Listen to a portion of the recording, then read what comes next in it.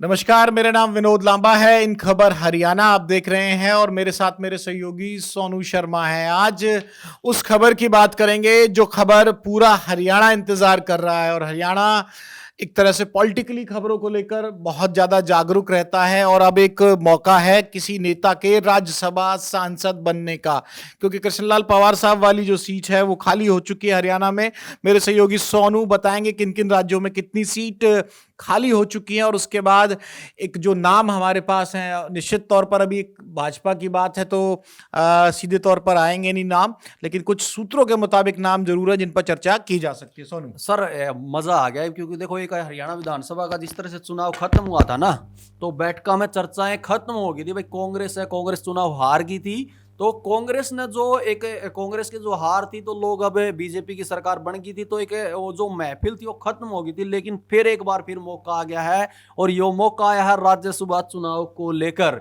और राज्यसभा चुनाव को लेकर इसमें तो सर एक कहावत कांग्रेस वाली होगी ना, 3 में 13 में कांग्रेस का तो मन लगता नहीं, इसमें कड़े मुकाबला है। नहीं, जब 48 तो खुद के विधायक हैं और 3 निर्दलीय सपोर्ट कर रहे हैं तो 51 के करीब ये आंकड़ा पहुंच जाता है। 37 के साथ कोई मुकाबला दे नहीं पाएगी और निर्विरोध चुना जाना लगभग तय है। आंध्र प्रदेश में 2 सीट खाली हुई है राज्यसभा की, इसके अलावा उड़ीसा में 1 सीट खाली हुई है और एक वेस्ट बंगाल में और एक हरियाणा में, यानी कि 6 राज्यसभा सीटों के लिए जो कहीं ना कहीं इश्यू ऑफ नोटिफिकेशन है 3 दिसंबर को होगा। नॉमिनेशन 10 दिसंबर से होंगे और नॉमिनेशन 11 तारीख तक छट जाएंगे। लास्ट डेट ऑफ विड्रॉल किसी कैंडिडेट को करना है तो 13 दिसंबर है। डेट ऑफ पोल 20 तारीख है और 9 बजे से सुबह 4 बजे तक रहेगा और 20 तारीख को शाम को 5 बजे ही नतीजे भी घोषित कर दिए जाएंगे। महत्वपूर्ण यह है कि हरियाणा की सीट खाली किसके नाम पर हुई है? कृष्णलाल पंवार साहब के नाम पर, जिनका टर्म 1/8 यानी कि 1 अगस्त 2028 तक बाकी था। चुनाव जीत गए, इस राणा से विधानसभा पहुंच गए और मंत्री भी बन गए। लेकिन अब जो मुकाबला होगा, जो चुनाव होगा सर, वो बीजेपी वाले का आपस में होगा, बीच में एक तरह कैस कहा, तो वो नाम भी सर लेके आए हैं हमारे साथ, जो हम बतावांगे कि भाई इनमें तो संभावना है कि ये राज्यसभा पहुंच गए, फील्डिंग लगानी शुरू कर दी है। वो नाम बतावांगे और ये भी बतावांगे चुनाव है, ये 20 दिसंबर को चुनाव है और ये चुनाव हुआ है। तो एक इसमें सबसे बड़ी खबर ये भी है सर, कांग्रेस मत के पास तो कुछ बचा ही नहीं हरियाणा में, मतलब एक राज्यसभा सीट भी नहीं बचेगी। हाँ, पूरी के पूरी भाजपा का हो जाएगा। इस पे 15 की सीट होती हैं, 10 लोकसभा की और 5 राज्यसभा की, और ये हो ही चुका था क्योंकि जो खाली हुई थी दीपेंद्र हुड्डा के लोकसभा चुनाव जीतने के बाद, वहाँ किरण चौधरी चली गई और अगर ये इस्तीफा भी दिया है तो ये भाजपा के लीडर ने ही इस्तीफा दिया है। ये सीट भाजपा के पास थी तो ये भाजपा के पास ही रहेगी और एक इंडिपेंडेंट जो भाजपा के सहयोग से हैं वो भी अगर देखा जाए तो पूरी तरह से 15 के 15 सीटों पर भाजपा का एक कब्जा अगर कहा जाए राज्यसभा में तो गलत नहीं होगा। 37 विधायकों के बाद भी एक राज्यसभा सांसद चुनने का मौका, क्योंकि इसमें फर्स्ट प्रेफरेंस के जो वोट होते हैं ना सोनू, बड़ा सिंपल सा इसका गणित है। अगर यहाँ 2 सीट एक साथ फंस रही होती तो वहां कांग्रेस का दाब लग सकता था, क्योंकि खाली हुई है सिर्फ 1 सीट। फर्स्ट प्रेफरेंस की जो वोट होंगी 50 से ज्यादा का आंकड़ा भाजपा के पास है, तो भाजपा के पास है आंकड़ा 50 से ज्यादा, उनके पास सिर्फ 37 है। 37 के 37 भी अगर पूरा वोट डाल दे तो भी कोई चुनाव मैटर नहीं करता है। तो सीधे तौर पर ये जो राज्यसभा की सीट भाजपा के नेता कृष्णलाल पंवार साहब के विधायक बनने और मंत्री बनने के बाद जो खाली हुई है वो अब भाजपा के खेमे में जाएगी। नामों पर चर्चा कर लेते हैं। हाँ सर बताओ, पहले एक बार ये भी बता दें सर, लोकसभा में है वो दोनों बराबर बराबर पे खड़े हैं, राज्यसभा में कांग्रेस साफ होगी है और विधानसभा में भी कांग्रेस ने टक्कर तो दी थी लेकिन पीछे रह गई, वहां सरकार बीजेपी बनागी।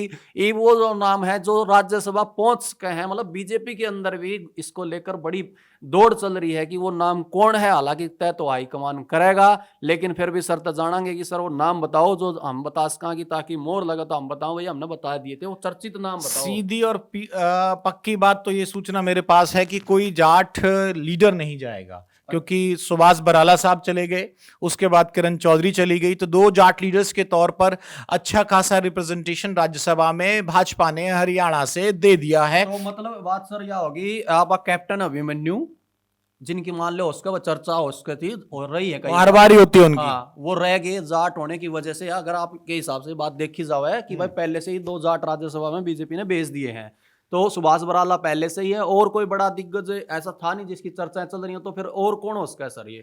देखिए, संजय भाटिया साहब का भी जिक्र है। संजय भाटिया साहब ने भी त्याग किया, और त्याग इस लिहाज से कि मनोहर लाल साहब जो पूर्व मुख्यमंत्री थे, वो जब लोकसभा चुनाव लड़वाने की बारी आई तो करनाल से लड़े, तो संजय भाटिया को लेकर कहीं ना कहीं सॉफ्ट कॉर्नर होगा मनोहर लाल साहब का, और मनोहर लाल साहब की अगर चली तो संजय भाटिया साहब की बहुत हद तक चांसेस हैं, क्योंकि इसमें भी लीडर्स के। सर और दूसरा मैं देख रहा था सर, विधानसभा चुनाव में जो रैलियों की और जो एक तरह की जिम्मेदारी दी थी ना भाटिया को प्रबंधन की, तो भाटिया साहब ने वो अच्छे से निभाया है, और कितना अच्छे से निभाया है ये पता लग जाएगा अब सीट किसके खाते में आएगी। दूसरा नाम सर किसका? बड़ोली का। दलित के तौर पर अगर देखा जाए तो मोहनलाल बड़ोली की भी चर्चा पर आएंगे, प्रदेश अध्यक्ष हैं, लेकिन सुनीता दुग्गल एक दलित चेहरे के तौर पर, दलित की जगह सीट खाली हुई है, एक अच्छा नेचुरली बन रहा है। सत्य प्रकाश जराप्ता साहब जो कि इनका मोर्चा था, एससी मोर्चा था, उसके रहे, उनकी टिकट कटी, वो भी शांत से बैठे। हालांकि सुनीता दुग्गल को विधानसभा में टिकट मिल गई थी और वो चुनाव अपना हार गई। तो ऐसे में दलित चेहरों पे, हाँ, सांसद, लोकसभा सांसद रही हैं सिरसा से, हम आपको बता दें, अफसर भी रही हैं और उनके पति भी अफसर हैं। तो सुनीता दुग्गल का जो है वो भी केंद्रीय नेतृत्व के साथ अच्छा तालमेल है, दलित चेहरा है, पढ़ी लिखी हैं, और तो सुनीता दुग्गल का भी दाव लग सकता है, उनकी भी ऐसी हो सकती है, ये संभावना जताई जा रही है सर। अगला नाम कौन है? सत्य प्रकाश जराप्ता मैंने एक नाम लिया, भले ही उनको कोई अभी आंख ना रहा हो, लेकिन टिकट मिलने के बाद शोर ना मचाना और एक तरह से जो एससी मोर्चा का अध्यक्ष होना, अगर दलित को ही देनी होगी तो सत्य प्रकाश जराप्ता को आप रूल आउट मत कीजिए सुनीता दुग्गल के साथ। मैं ये खबर अभी फिलहाल दे सकता हूं। और एक बड़ी, उससे भी बड़ी खबर मैं ये दर्शकों के साथ साझा कर रहा हूं कि मोहनलाल बड़ौली साहब इस रेस में नहीं है। Direct from the horse mouth एक कहावत होती है, वो प्रदेश अध्यक्ष के तौर पर आप समझ गए होंगे दर्शक हमारा, कि हमने कहीं ना कहीं बात उनसे या उनसे जुड़े हुए लोगों से की है। उनका साफ तौर पर कहना है कि पार्टी ने उनको बहुत बड़ी जिम्मेवारी प्रदेश अध्यक्ष के तौर पर दे रखी है, किसी भी तरह की मैं रेस में नहीं हूं। उसके बावजूद भी अगर पार्टी संगठन कोई फैसला करता है तो मना कोई नहीं करता, लेकिन फिलहाल तक की सिचुएशन में मोहनलाल बड़ौली साहब का नाम बड़ा चर्चा में भी था, लेकिन उनकी खुद की इच्छा भी संगठन से जुड़े रहने की है। ऐसे में पार्टी अगर कोई डिसीजन ना ले तो शायद वो लॉबिंग नहीं करेंगे। एक नाम और आप भूल रहे हैं सोनू, जो बहुत ताकत लगा रहे हैं, क्योंकि उनका बेटा भी चुनाव हारा है, लोग समझ गए होंगे, कुलदीप बिश्नोई साहब की। तो कुलदीप बिश्नोई साहब की ताकत एक तरह से रिप्रेजेंटेशन ही अभी खत्म के दौर पे है, क्योंकि ना तो उनकी धर्मपत्नी, ना उनकी माताजी, ना वो खुद और ना उनके बेटे कोई भी लोकसभा, राज्यसभा या विधानसभा के मेंबर नहीं है। एक टिकट भाजपा ने दी थी आदमपुर की, आदमपुर में उनके बेटे हार गए। हालांकि उनके साथ या उनके कहने पर दी गई जो टिकटें थी उसमें एक दो जीत भी हासिल हुई है। तो ओवरऑल कुलदीप बिश्नोई साहब भी पूरी ताकत लगा रहे हैं, और एक नाराजगी का जो एक नया ट्रेंड देखने को मिला है भाजपा में। मैं ट्रेंड सोनू समझना और सवाल पूछना भी, ट्रेंड मैं इस लिहाज से कह रहा हूं कि राव नरवीर साहब ने भी पूरी नाराजगी दिखाई, इंद्रजीत साहब ने भी नाराजगी दिखाई, तो थोड़ी थोड़ी सी रूसामनी सी अब भाजपा में शायद चलने लगी है। और ये फॉर्मूला अगर रूसामनी का चल जाए, आपने देखा होगा पिछले दिनों जो पूरे लिस्ट आई थी जिसमें कि आपको मेंबर्स बनाने थे, उसमें किसी भी जिले की जिम्मेवारी में नाम जो है पार्टी के कार्य में नहीं मिला और नहीं दिया गया दायित्व कुलदीप बिश्नोई या भव्य बिश्नोई को कहीं किसी भी जिले का। ऐसे में कुलदीप बिश्नोई साहब की नाराजगी को लेकर कई सवाल भी उठे थे। उसमें अनिल विज साहब का भी बयान हमारे पास कैमरे पर, उन्होंने कहा कि नहीं ऐसा मामला नहीं है, विषय में होती रहती है।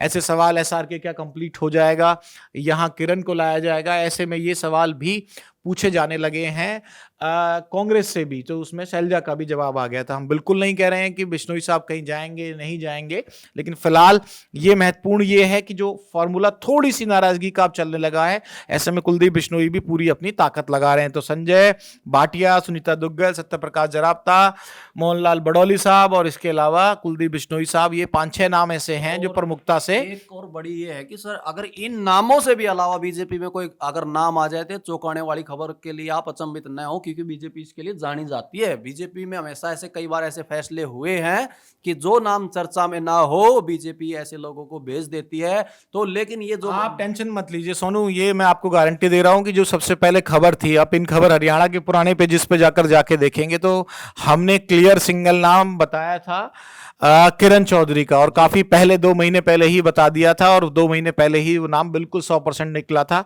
तो मैं एक वादा भी अपने व्यूअर से कर रहा हूं कि एक जर्नलिस्ट होने के नाते, एक रिपोर्टर होने के नाते, विनोद लांबा या इन खबर हरियाणा की टीम में किसी के भी पास अगर जानकारी हुई तो निश्चित तौर पर हम वो रिस्क भी लेंगे।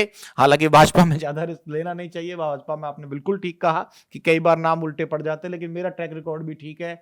सीएम को लेकर भी मैंने 2 नाम बताए थे, जो सीएम में बदलाव हुआ था। टिकटॉक का ट्रैक रिकॉर्ड भी इन खबर हरियाणा का ठीक रहा है। हम कोशिश करेंगे कि सिंगल नाम भी आपके सामने रखें। ये 4-5 नामों पर जो चर्चा चल रही है, जो सूत्रों के मुताबिक है, कोई नाम किसी ने ऑफिशियली किसी पार्टी के वरिष्ठ लीडर ने नहीं बताए हैं, ये भी हम आपको साफ कर दें, क्योंकि डिजिटल चैनल पर भी एक ऑथेंटिसिटी बना के रखना बड़ा महत्वपूर्ण काम होता है। सिंगल नाम जिस दिन होगा तो सिंगल नाम चलाएंगे सोर्सेज से। अभी सोर्सेज से 4-5 जो नाम थे वो हमने आपके सामने रख दिए हैं। तो बिल्कुल ये जो नाम थे, जो चर्चा थी, ये नाम थे राज्यसभा को लेकर, ये हमने आपसे डिस्कस किया, आपसे बताया कि ये नाम ऐसे हैं जिनकी संभावना ये है कि बीजेपी राज्यसभा इनको भेज सकती है, भेजेगी। वो खबर हम आपको अपडेट देते रहेंगे। 20 दिसंबर को फिलहाल ये राज्यसभा का चुनाव होगा। एक ही सीट खाली है हरियाणा में, वो भी बीजेपी के ही सांसद ने इस्तीफा दिया था, वो मंत्री बन चुके हैं। अब ये लॉटरी किसकी लगेगी ये देखना होगा कि जो बीजेपी के प्रदेश अध्यक्ष हैं सर, वो ऐसा मेरे ख्याल में ऐसा होगा कि वो ना विधायक होंगे ना सांसद होंगे, सिर्फ अध्यक्ष ही होंगे ना, वो विधानसभा नहीं, में। ये बात उनकी मानी जाएगी। ये ऐसा नहीं है कि उन्होंने सिर्फ सिर्फ झूठी बात होती है उनके खेमे से। उन्होंने साफ तौर पर खुद ही कह दिया था, जब पूरी जो राई विधानसभा जहां से मौजूदा विधायक थे, उन्होंने खुद अनाउंस कर दिया था कैमरे पर आकर। और इस मामले में भले आदमी लगते हैं मुझे बीजेपी के। उन्होंने लाडवा से सीएम साहब की जो हाँ, खबर वो थी उन्होंने किया, वो सीएम भी साहब बता ने दी भी थी, कह और दिया था। अपना खुद का भी बता दिया था कि भाई मैं विधानसभा में चुनाव लड़ने नहीं जा रहा हूं, मैं प्रदेश अध्यक्ष हूं, चुनाव लड़वाने का काम करूंगा। तो अब अगर वो कह रहे हैं, उनके आसपास से जुड़े सूत्र ये कह रहे हैं कि वो इस रेस में नहीं है, तो इस बात को तवज्जो देनी चाहिए पुराने ट्रैक रिकॉर्ड को देखते हुए, क्योंकि वो अक्सर जाने जाते हैं खुलकर बात करने के लिए। लाडवा में सीएम नायब सैनी चुनाव लड़ेंगे, ये उन्होंने पहले बता दिया था। राई विधानसभा से वो टिकट नहीं मांगेंगे और चुनाव नहीं लड़ेंगे, ये भी उन्होंने हम लोगों को ही, पत्रकारों के सामने दिल्ली में बाकायदा कैमरे पे अनाउंस कर दिया था। बिल्कुल ये अनाउंस किया था और हमने ये चलाया अभी तक। बल्कि सीएम साहब ने कहा था कि उस टाइम मुझे खुद जानकारी नहीं, मैं तो वहीं से लड़ूंगा। तो ये ऐसी भी चर्चा रही थी। बड़ौली साहब की जो खबरें थी वो फैक्ट साबित हुई थी वहां पे। तो ऐसी चर्चाएं, अभी बड़ौली ने मना किया। हमने मोहनलाल बड़ौली से बातचीत की है तो उन्होंने मना किया है। कुलदीप बिश्नोई की तरफ से ऐसे कोई रिएक्शन आया नहीं है। नाराजगी जाहिर जरूर की जा रही है और एक तरह से पार्टी में दबाव बनाने की रणनीति पर वो काम कर रहे हैं। बाकी जो भी इसको लेकर अपडेट आएगा हम आपसे डिस्कस करते रहेंगे। ताजा और तरीन खबरों के लिए, हरियाणा की हर बड़ी खबर के लिए जुड़े रहिए इन खबर हरियाणा के साथ। नमस्कार। नमस्कार।